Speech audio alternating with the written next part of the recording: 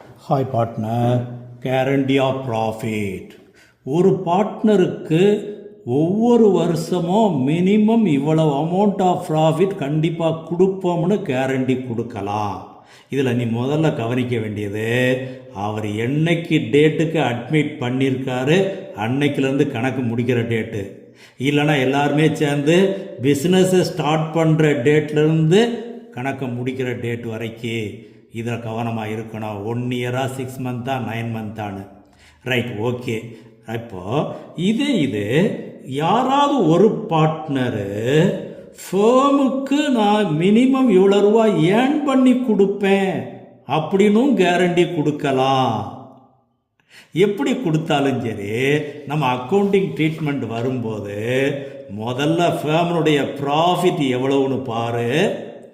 யாராவது ஒரு partner ஃபேமுக்கு guarantee கொடுத்துருக்கிறாருன்னா அவர் guarantee கொடுத்ததை விட குறைவாக ஏர்ன் பண்ணி கொடுத்தாருன்னா அந்த அமௌண்ட்டை அவருடைய அக்கௌண்ட்டில் மைனஸ் பண்ணிடு ஃபஸ்ட்டு.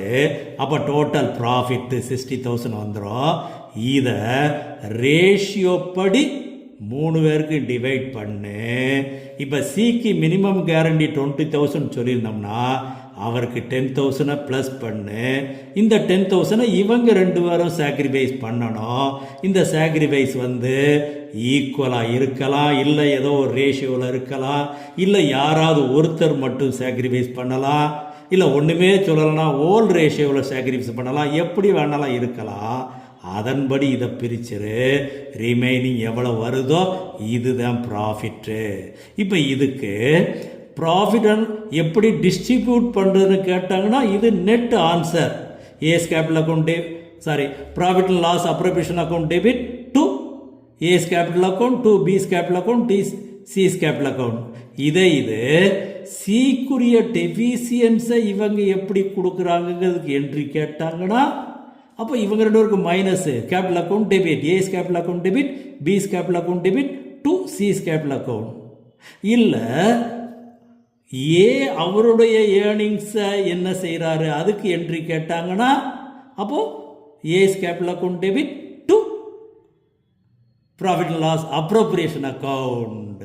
இதில் எந்த என்ட்ரி கேட்குறாங்களோ அதுக்கு தகுந்தாப்புல போடணும். இல்லை ப்ராஃபிட் லாஸ் அப்ரோப்ரியேஷன் அக்கௌண்ட்டே கேட்டாங்கன்னா அந்த ஃபார்மேட்டை தெளிவாக போட்டுறணும்.